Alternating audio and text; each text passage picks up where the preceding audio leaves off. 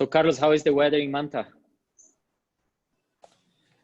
We had 3-4 days with sunny, with spectacular days, and right now is a little bit shadow. So, but we have like 3-4 days in a row with a lot of wind and spectacular sun and everything. So it was good.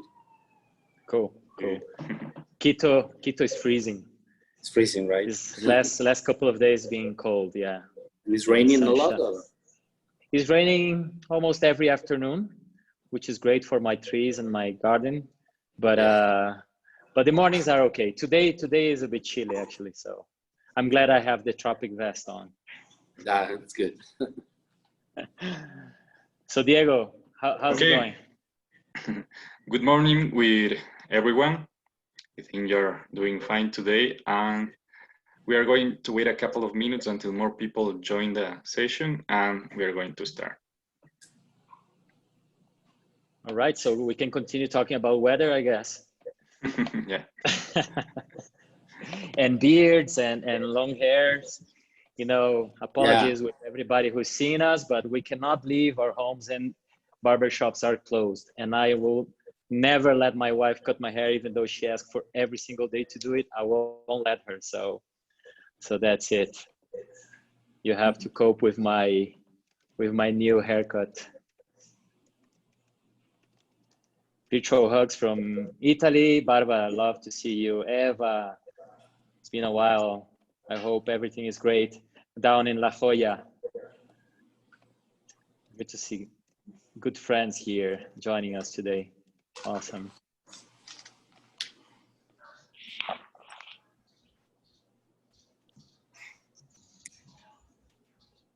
Okay, friends. I think we can start. I hope you are doing well in your homes with a nice cup of tea or coffee, and forget about everything. Let's just travel to Ecuador this time. This is the second series in our webinar series, the second session about the Pacific coast. So last week we had some information about the Galapagos Islands, and stay tuned for next Monday as well. So we are going to start, and so please, Jesse. All right, Diego, thank you very much. It's great to see good friends here online, guys. Thank you so much for joining us. We're trying to keep our educational Mondays on under this lockdown situation. I really hope we can go back to normal in a couple of weeks' time. I'm a clear example of a guy who's being stuck at home for almost 2 months now. I hope you like my new look. And I'm very excited to host this webinar with my good new friend, Carlos. It's fantastic to have you here, man. Thank you so much for giving some of your time. And I would like to start introducing, an effort that we've been doing for many years now. We've been trying to promote the Pacific coast for many, many years. And we've been very lucky in the last couple of years with people like Rodrigo at Las Tanusas, our dear friend Niels at La Danesa, and our friends from Hotel del Parque. We finally see that the Pacific coast is developing very nice infrastructure for us to be able to promote to the international market that we cater for. And I'm always excited about new stuff, new products, meaningful things made with love, as well as with a lot of passion that Carlos clearly has. And of course, disruption. I think that's the word that Carlos used for his development. And I love that concept. And I also am a big fan of entrepreneurs. You know, I love entrepreneurs. And I also love Highlands people like Carlos, you know, Serrano, who went to live down the coast. And who's been sailing the Pacific coast for the last 20 years. I think that's super exciting, Carlos. I always joke that I'm one of the few surfers that live in the Highlands, and I suck at it. I really suck at it. So I think that the only way to become a proper costeño is to live in the coast, even though I know you have your Quiteño heart. It's wonderful to have you as a representative of the Pacific coast now after 20 years living down there. And I think finally, you know, it's just celebrating creative ways to explore amazing off the beaten path destinations like the beautiful beaches we have down the coast. To me, the Pacific coast was kind of a forbidding area to travel for business, because I always like to go and went surfing and have my coconut dishes that I love in the north of the coast, that you probably will make the most of it on your expeditions. But now it seems like the Pacific coast is coming to my business scene, and I will be more than excited to share in the future with our clients places that I've been traveling with now, who is my wife. Back in the day, she was my girlfriend, and we went exploring all of these secret beaches and surf spots that now, you know, are still there and still very pristine. It's amazing how pristine the Pacific coast of Ecuador is. So Carlos, I'm gonna give it to you. I look forward to listen to your presentation. And towards the end, we're gonna make a couple of questions. Guys, some housekeeping. If you wanna drop some questions on the chatter here, we'll be more than happy to start answering with Diego and myself. And then of course, we can follow up afterwards. We're gonna be talking a lot about Carlos and Kontiki for the next couple of years, I'm sure. So there will be a lot of space and time to talk about it. So Carlos, the floor is yours, my friend. Thank you so much, Jassy and Diego, for the invitation to talk about Kontiki this afternoon, this morning here in Ecuador. And as you mentioned, Jassy, well, Ecuador is amazing. We have the fortune to have like these four, let's say, worlds itself, you know, in one country. And of course, the coast of Ecuador is one of the worlds. And yeah, I mean, you can see a lot of amazing things that I will show you in a little bit in the presentation that I already have it for you guys. And let me share the content, a presentation that I have for you in this case. And of course, you will see a little bit of what it's of what Kontiki is, okay? So basically, what is Kontiki? Well, Kontiki is a new way to explore and discover unique and unexplored places in the coastal of Ecuador. Our expeditions provide an authentic immersion in the local culture, tradition, and gastronomy without giving up comfort. So basically, we are pioneers in offering an 8-day luxury sea expeditions aboard on a private jet for 18 people that will take you to, you know, to remote locations and unique scenery, giving up a chance to interact with new surroundings along the American coast, okay? Basically how the idea came about, you know, and how we just, you know, as an entrepreneur, how we put this thing. And basically, what is Kontiki, you know? Kontiki is the god of creations for the Incas, and why I got the idea of is because Thor Heyerdahl, I don't know if you guys have listened and have read the book about it. He made this beautiful trip back in the 1948, last century. He made this trip from Peru to the French Polynesia. So I have like the same dream, but in a luxury way, in a catamaran. I want to emulate that legendary story expedition through Manta, which is the base point of our expeditions in Manta, in Ecuador, sorry, to the French Polynesian. So back in 2-3 years ago, I have this kind of dream. But later on, I went to a shipyard and I spotted these two beautiful yachts, 128 feet each yacht. So basically, you know, I pop up a question, I pop an idea of why to take these yachts and put it and basically, you know, create this kind of expedition in the coast of Ecuador. So we are pioneering that. Nobody was, you know, taking a chance to do it. And we are among the first ones and pioneering on this. Right? So we have 3 pillars on this.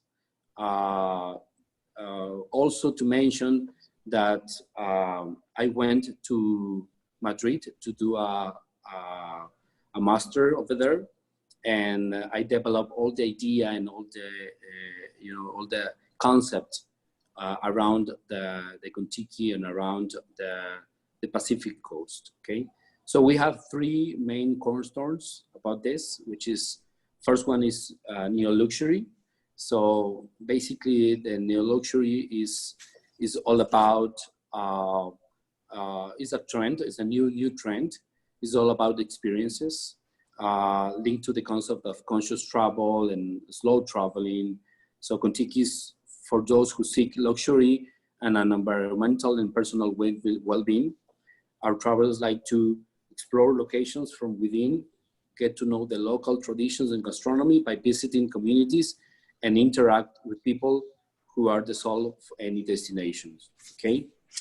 Then we have our second cornerstone or pillar is sustainability. So why sustainability? Because we collaborate with local communities, respecting and supporting their activities and traditions, promoting their economic development and participating in social projects aimed to improve their quality of life, right? So we have a lot of commitments in the coming years. So by 2022, we want to reduce and measure the CO2 footprint by offsetting these emissions to the environment, by eliminating, all single plastic use, and being also pretty active with NGOs taking care of oceans, beaches, and all of surroundings of Kontikis. Our third cornerstone is expeditions. So I was telling you, Kontiki in an 8-day expedition will take you to remote locations. Many of those locations are pretty inaccessible for larger vessels. So since we are on a 120 feet yacht, so we can assure that we can go pretty close to the shore, and see many unforgettable things, So before going to describe a little bit about the route and everything, I have prepared a video, so you have a perfect scenario of what we're describing, so you can have a better look of what is Kontiki, right?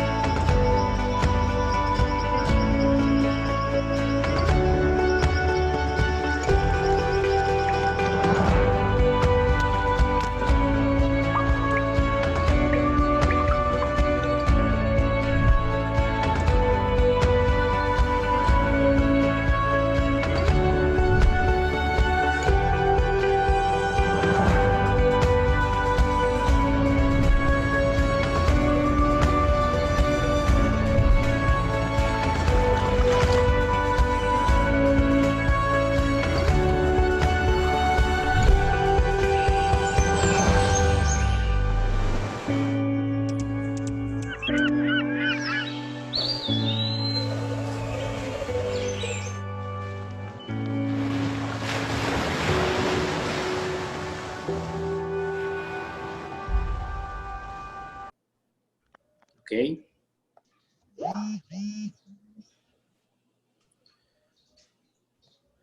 All right, so basically, as you guys seen, that was like a small glimpse about what the Kontiki, the Toquilla Expedition route is about. The name Toquilla Expedition came from the well-known Toquilla hat, straw hat, which is bad named Panama hat. So as Kontiki, we believe that we can, you know, rescue that heritage given us actually from the UNESCO, the immaterial rights to use it, the name as Ecuadorians for the Toquilla, you know. So basically, here's the coast of Ecuador, as you guys can see. Many of the places are really well known, such as the Manta, which we have a lot of big cruises coming in, even Guayaquil, which is the biggest and second most important port, and the main port of Ecuador. But there are also many free places that are actually undiscovered. Okay, so basically the route started in Manta, so then we will go to Bahía de Caracas. In this Bahía de Caracas, we will have a land expedition that will take us to the La Ruta del Cacao, the cacao route. So we will visit cacao plantations. So our travelers will be one of the few people to ever see the oldest cocoa trees in the world, you know, the heritage trees with over 200 years of age. And in these plantations, they yield the raiders cocoa beans that are harvested and processed like wine. You know, this is quite unique. And the Arriba Nacional Heritage Beans is the name of it, of these let's say of this cocoa species. And you will be immersed in indigenous gastronomic experience that includes the states of the cacao launch, let's say to a tree to a bar, a tree to your table. So you have this kind of spectacular culinary cuisine experience. Okay, then later on we will go to the La Segua, which is wetlands. So we will see a lot of birds and all that. Okay, so later on we will sail again up to the north, as Jassy mentioned, on the Mompichi side, which is the Esmeraldas province, which is particular because we have in that province lives a lot of Afro-Ecuadorians, and the population over there had a lot of traditions that they came and they get it from their past ancestors. So we'll land on Pampiche. So we have this welcoming from the Afro-Ecuadorian community, and we'll discover the beach of Portete and walk through the mangrove or the concheo. The concheo is a local activity of collecting the shellfish, which will later on we will cook it in the boat from our chef, and of course we have this beautiful and this kind of risotto of concha negra, of concha prieta, you know, so you can have a taste on that. Okay, then later on we will come back and do the Manta visit and surroundings. So we will go to the Pacoche Marine Wildlife Refuge. And in this park, we will see holding monkeys, and they are the most distinctive of the 41 species of the mammals inhabiting the wildlife refuge of Pacoche. And also we will see one of the species, one of the small frogs in the world, who they live there, and they are quite amazing to see them, because they are just, you know, the size of these frogs are less than the pulgar, the thumb of your hand, which is amazing. Okay, then we of course will visit and the Pile community, which is very popular because of this. The toquilla hats, the straw hat is made, and we will have again another culinary experience prepared by our main chef. Okay, right there at the community. Then we will go later on to Isla de la Plata, which is pretty particular. If you guys haven't heard about it, basically in Ecuador we call it Isla de la Plata, the small Galapagos, because we have, believe it or not, we have blue-footed boobies, we have Nazca boobies as well, we have the frigates, the sea turtles, and many singular species that also the Galapagos have, you know, which is quite amazing. So we can have in our trip as well this, let's say, the small, tiny little Galapagos ambience in our experience. Okay, we will do a lot of sea water sports as well, if you want to snorkel, or if you want to do some kayaking, you know, so you can go and see. And from June through October, we will watch our large group of humpback whales from the Antarctic Ocean arrive to our coast to mate and reproduce in one well. Okay? On day 6, we will visit Los Frailes, which is in Machalilla, which is one of the most beautiful beaches in the coast of Ecuador. And it's a white sand lap beach, and there's a lot of shallow waters as well. So that invites the visitor to, you know, have quite some hours of relaxation and to do also some water sports, such as snorkeling and so on. Okay, so also in Machalilla National Park, we will have this. We will visit the Agua Blanca community, which is a small settlement that holds the remains of one of the most ancient civilizations in South America, the Manteño culture in the pre-Columbian period. Okay, then we will go to Santa Clara, which is also one of the islands, small islands in front of Provincia del Oro.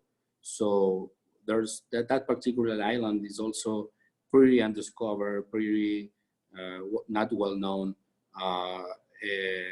It got it's a natural refuge for more than 23,000 birds, you know. So, and there's also a large colony of sea lions as well. And then we will visit Machala, which is the third main port of Ecuador, and we will go directly to Zaruma, which is a magical town now in Ecuador, and we will visit, believe it or not, we'll visit El Sexmo, which is the oldest mine in the region, gold mine. So you have, you know, a unique attraction because imagine yourself at 6 a.m. in the morning, you wake up, you will be in the boat having your breakfast, and then at 11 o'clock or so, you will be entering in this gold mine, you know, as you saw on the video. Okay, and then at the end we will go back and go and visit Guayaquil as well. Okay, and have a sense of what is the second biggest city in Ecuador, the biggest port in Ecuador, industrial port. So you will visit many places around it. Okay, So basically, this is the Kontiki route, the Kontiki Expedition. As you may see, there are a lot of places undiscovered, and of course we are amazed and very glad that you guys, you know, come and visit us. We were planning with Jassy and Tropic to do some fun trips, well, and of course Jassy will let us know the exact dates to visit us and to try it on firsthand the product and in live in lived experience as you will see it. Yeah, Carlos, there's nothing like experiencing it to be able to sell it, right? I think that's amazing. Thank you so much. I have a few questions for you. I hope you don't mind me asking. But as a summary, I think it's really important for everybody that is listening to gather with a map is really hard. But I think the journey, Carlos took us through a journey, a cultural journey, right? With Afro-Ecuadorians up in the north of the coast down to even Guayaquil, which is a busy city and probably the biggest city in Ecuador, and indigenous communities along the way of different types, different backgrounds. The gastronomy of each region of the coast is very different, you know, from the Afro influence of the gastronomy in the north to the central of the coast in Manabí, which is very different from the south. So I think you have a chance to try different types of ceviches, right? Well, the wildlife Carlos mentioned, you know, from whale watching all the way down to bird watching. And I think the most important element, Carlos, are the ecosystems. When I was looking at your video, man, it was amazing because you took me to rainforests, cloud forests, dry forests, you have mangrove forests, you have islands, of course, you have the underwater world of the Isla de la Plata that you mentioned, and obviously the cities, right? Right now, I think we're a bit uncomfortable about listening to cities, but I mean, Manta and Guayaquil are beautiful cities. And I think these are definitely interesting and less known from the majority of people when we're talking about Ecuador. So I think that's the key element of what the Carlos presentation is the variety of experiences you can bring to this journey, right? Carlos, I have one question for you. I have actually three more punctual questions, but one of it is about the boats. These guys participating here are all cruise experts. They sell cruises all over the world, and definitely the Galapagos is a very popular destination to travel cruising. And I imagine that you are gonna bring some boats with the features of the Galapagos Expeditions ones. So tell us a little bit about the development of these, one boat or many boats. What are the plans on that front? Sure, actually, let me share as well by the way, guys, this is the brochure that's already on our website, so you will have it as well. And so that will be not a problem. And basically, I also saw a couple of questions about the boats. Yeah, basically the yachts are now they're in the shipyard. They are under we're doing a remodelation, and there are some renders already. But basically, there's a 128 feet yacht, and it has 9 rooms. We have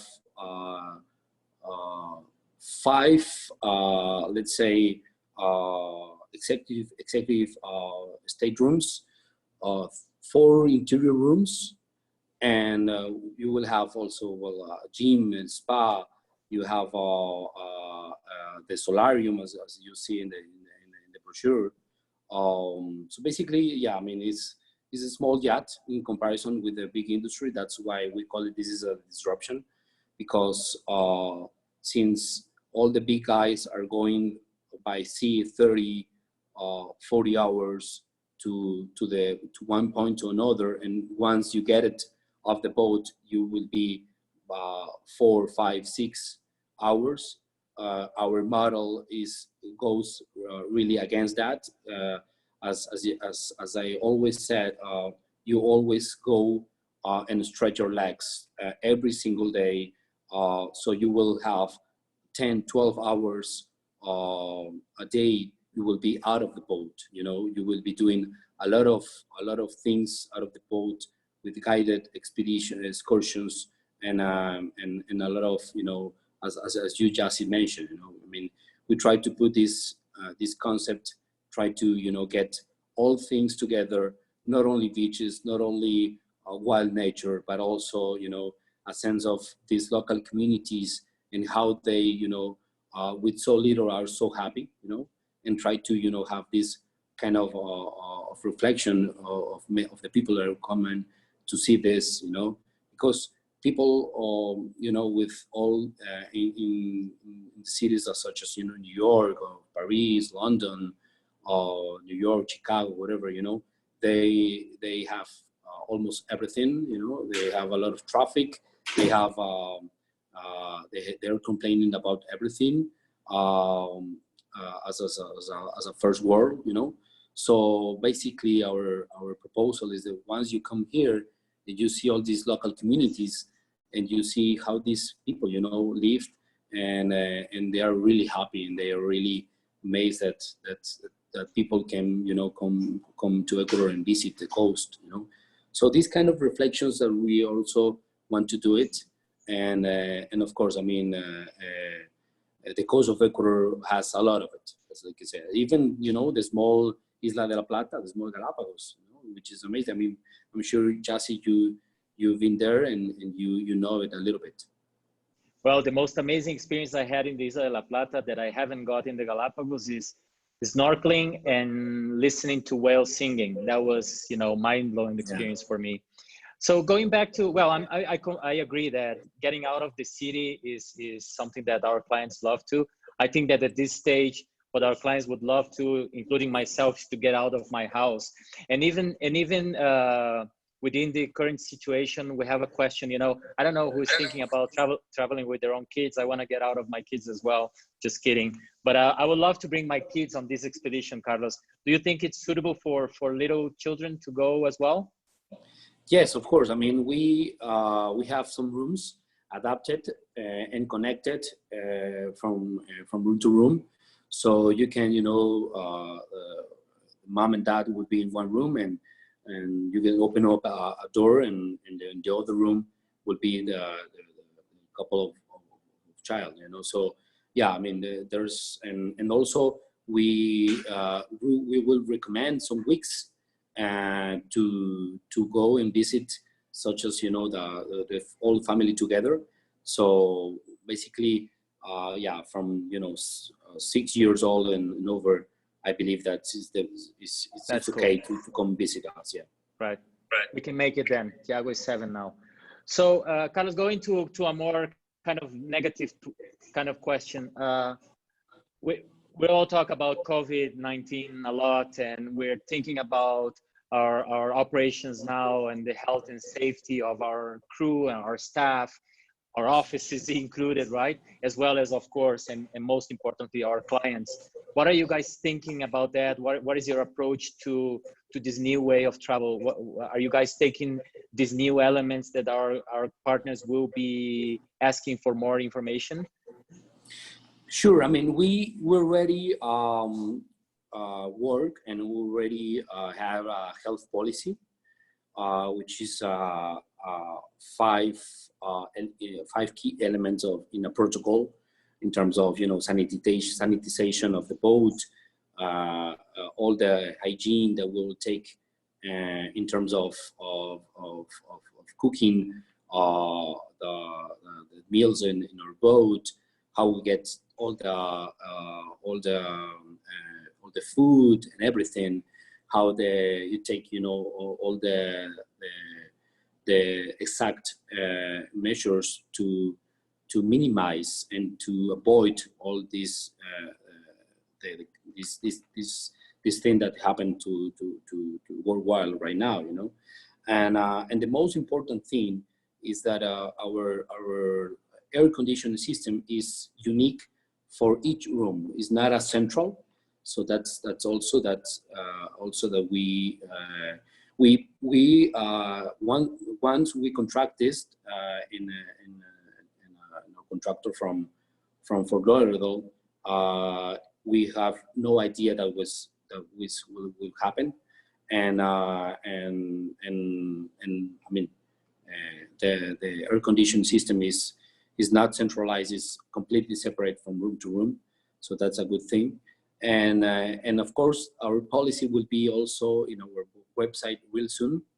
So I believe in 1 week or so, we will have it. Okay, and of course, I mean, since we are only 18 people, 18 guests, and 12 tripulants, so we have, you know, better. We're in a better shape, let's say, to control and to measure and to get all the proper things to do this the work. You know? Awesome, great. So yeah, I think that that was going to be one of the questions that a lot of people was going to ask. 18 people is going to be the number, right? And I imagine that charters will be available for families who want the whole boat for themselves, or are you planning to just charter the boat? I think that's going to be very popular, along with our villa program in the Galapagos. I think that it's going to be a lot of interest to doing private trips. So this could be a very interesting opportunity for people to charter, right? And explore the Pacific coast with a small party of more known people. Actually, Manta, yeah. And just to complete my idea, Manta is also an airport where you could fly with your private jet, I presume, right? Actually, yeah, the Manta airport and it's the pista. I don't know. I forgot the name. The landing strip. Yeah, the landing strip is one of the biggest and the largest one in South America. It's almost 4.2 or something like that. Remember that the Americans used to operate here. The forward operation location is a fall, and they leave us this beautiful airport and facilities. Okay, so yeah, I mean you can just, you know, land in Manta with no problem, and also we will start our expeditions. If you don't have a private jet, you will go to Quito, then fly to Manta on Sunday. Okay. Sure. Yeah, that's great. What about diving, Carlos? Are you going to have some diving equipment aboard? Yes. I mean, since Puerto Lopez is pretty close by to also Isla de la Plata and in Machalilla, so we will already have an agreement with them, so we can have some equipments, and because this is gonna be like, you know, as you may know a little bit about the coast of Ecuador, there are some days that are really good days. Let's say we have 2 or 3 days with clear water and amazing shallow waters and all that, and then probably you go 1 or 2 days and you can see not so much. Okay, but basically from June to September there's a good time to go and have a dive, and of course we can offer that as well, and snorkeling, that will be a part of it, but of course we have to know it with prior time to prepare, you know, all the things. Sure, Carlos. Well, that's great, man. Thank you so much. I have a little remark to make, because a lot of people might be wondering about who is this guy, right? What does he know about ships and boats, right? And I am one of the things that I'm most excited about it is the knowledge that you and your family have about our Pacific coast. You've been in business for many years on the tuna business, so you really know our Pacific coast very well. And I feel like, and this is a general comment, that having the support of your other operation in terms of the safety of our clients, the support that your tourism vessels will have from your other operations, I think that's add a lot of value to the safety that we nowadays are so concerned about, right? So I feel like that's an element that people should know. If you want to add something, of course, there is nothing to do with this business, and I don't want to put you on the spot, but I think it's important for people to understand that this is a much larger thing and not some crazy guy who decided to buy a boat and refurbish it and go sailing on the coast, right? I think that there is a larger infrastructure supporting your operation, and that I think has a tremendous value. Yeah, of course. I mean, I run the marine part of the family business, which is a tuna factory and dedicated to the tuna business from 25 years ago. So basically, I ran the marine part, and of course, we are pretty familiar with all the engines and all the technical aspects about sailing and all the secure elements that you have to go and put once you are either sailing or either at the harbor or near the shore. So yeah, I mean, we have quite a lot of expertise on that matter. And as soon as, talked a little bit about this to many other, potential users and agencies, operators, they like that because they feel, as you mentioned, I mean, they are kind of confident that we are taking these things pretty seriously, It's not just, as you mentioned, this is kind of an entrepreneur with this startup idea and all that. No, I mean, you have to know all the coast and basically your waters, I mean, as you can say. Yeah, enough with one crazy guy, right? So Carlos, one last question, man. And I think the most important one, because I'm pretty sure that a lot of these guys here are already looking forward to start booking.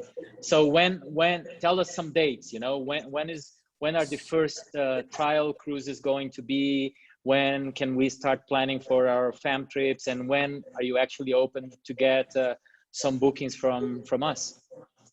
Sure. I mean, actually, tomorrow morning we have with all the staff, we have a meeting in order to go and put the exact date to start. But basically, that will be the end of November. Okay. And on the week of Thanksgiving, and we will start on Sunday. I remember it was gonna be like 23 or 24th. I don't know. And from that on, of course, you guys, Tropic and many others, will be pre-invited to come us and to see in these farm trips and to take a little bit of what Kontiki is gonna offer. Awesome. Yeah, I'm gonna be in the first one. You Sure. can bet on that. All right. Sure. Well, guys, Carlos, thank you so much for your time, man. I don't want to take the entire morning from you and everybody else. Everybody's busy with cleaning the house and cooking and working and doing everything that we have to do now with this new lifestyle that we are embracing in the most positive way. But I think this is a fantastic way to kick off our Monday and the week and the last week of April. And man, congratulations. I'm very excited about this venture, and we'll be there to support you. Well, thank you so much for the support. And yeah, I'm eager and willing to have you guys here and to discover all together the coast of Ecuador. Cool. Thanks, Carlos.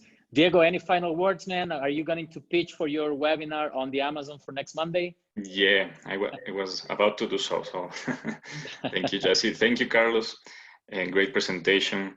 Everybody's happy to know about this innovative product in the coast. So thank you, everybody, for attending today. I hope you find it to be useful, and stay tuned for next Monday. I'm going to talk about the Amazon rainforest and all the options you have in the Yasuni, Cuyabeno, Tena, etc. So you can add on your itinerary. So next week, same time, and let's hope we can see you all again.